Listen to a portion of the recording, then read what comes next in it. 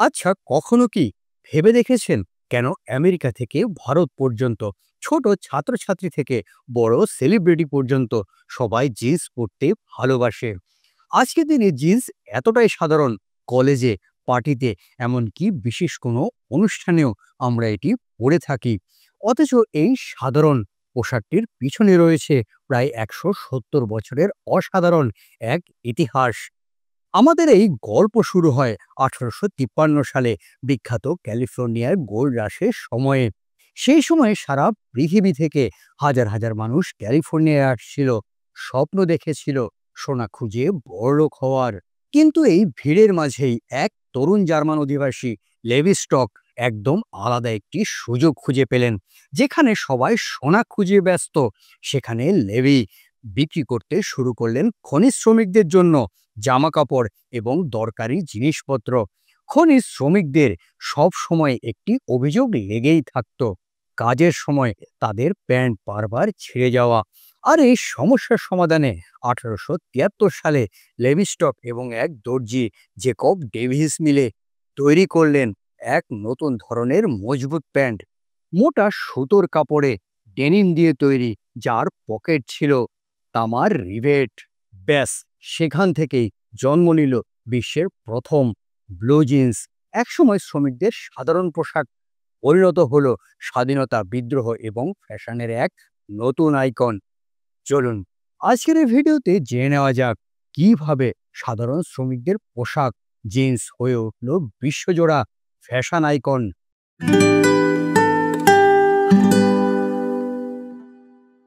১৯৬৯ American fabrics নামক একটি ম্যাগাজিনে একটি রিপোর্ট লেখা হয়, পৃথিবীর প্রাচীনতম ফেব্রিক্সের মধ্যে ডেনিম অন্যতম হলেও এর যৌবন চিরন্তন।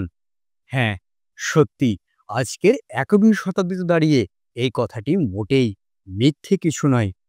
তবে প্রথমেই ডেনিম এবং জিন্সের ভিতরকার পার্থক্যটুকু পরিষ্কার করা দরকার। আসলে ডেনিম হলো এক ধরনের ফেব্রিক বা কাপড়। ১৭ শতক এই সময়ে ইটালিতে এই ধরনের শক্তিশালী ফেব্রিক উৎপাদিত হতো।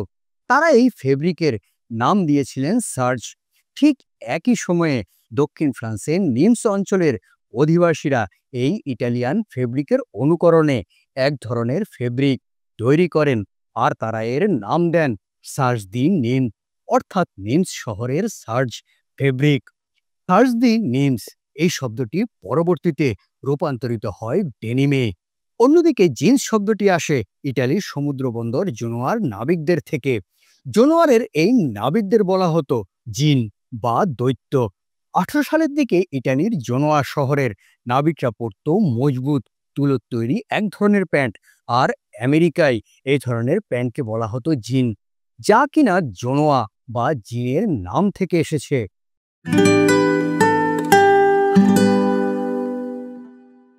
ব্লু জিন্সের গল্প, এটি শুধু ফ্যাশন নয়, এটি উদ্ভাবন, টিকে থাকার লড়াই এবং আমেরিকানদের স্বপ্নের গল্প।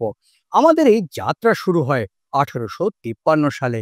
মাত্র ২৪ বছর বয়সী এক তরুণ লেভি স্টক জার্মানি থেকে পাড়ি দেন সান ফ্রান্সিসকোতে, ক্যালিফোর্নিয়ার পথে। তখন ক্যালিফোর্নিয়ায় চলছে বিখ্যাত গোল্ড রাশ। হাজার হাজার খনি শ্রমিক কঠিন পরিস্থিতিতে দিনরাত খেটেই চলেছেন সোনা পাওয়ার আশায়। কিন্তু লেভি স্টক সোনা খুঁজতে মাটির নিচে যাননি, তিনি সুযোগ দেখেছিলেন মাটির উপরে।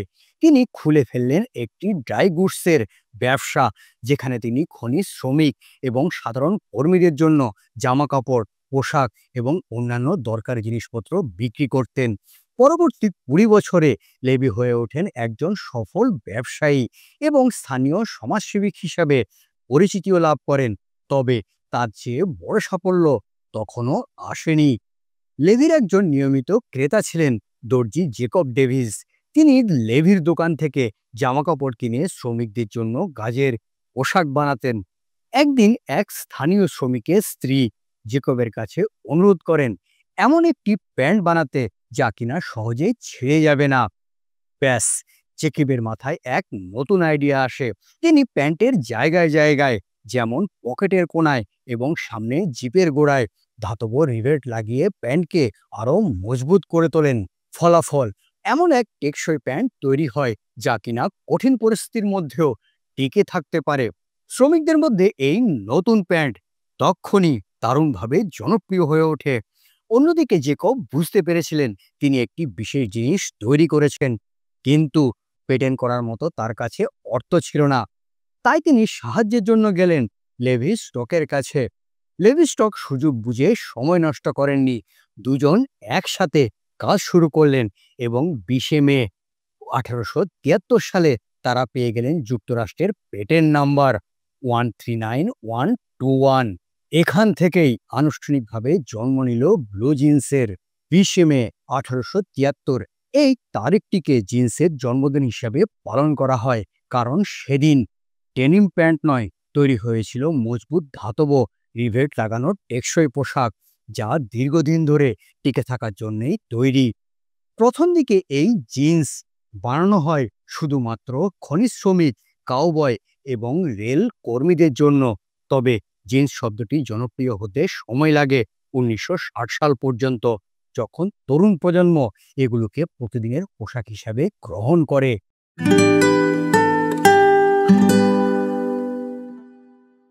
এবার আসা যাক ক্যালিফোর্নিয়ার সোনার খনি থেকে আধুনিক সমাজের অভিজাত শ্রেণীর মধ্যে জিন্সের অনুপ্রবেশ কিভাবে ঘটল সেই ঘটনা নিয়ে। 1955 সাল অভিজাত সমাজে জিন্সের অনুপ্রবেশ ঘটার পিছনের কাহিনীতে ছিলেন জেমস ডিনের movie rebel without a cause. এই মুভিতে জেমস ডিন পরেছিলেন টি শার্ট, লেদার জ্যাকেট এবং প্রথমবারের মতো ব্লু জিন্স। এই নির্দিষ্ট পোশাকই পরবর্তীতে তরুণ সমাজের কাছে অনেকটা ইউনিফর্মের মতো হয়ে গিয়েছে। অর্থাৎ মোটামুটি সকলেই জেমস ডিনের এই ফ্যাশন অনুকরণ করতে শুরু করলো। এরপর বেশ আরো কিছু মুভিতে কলা কৌশলীরা জিন্সকে তাদের তারুণ্যের প্রতীক হিসেবে ব্যবহার করতে শুরু করে, আর সেখান থেকেই আস্তে আস্তে জিন্স চলে আসে অভিজাত মানুষের ব্যবহারে।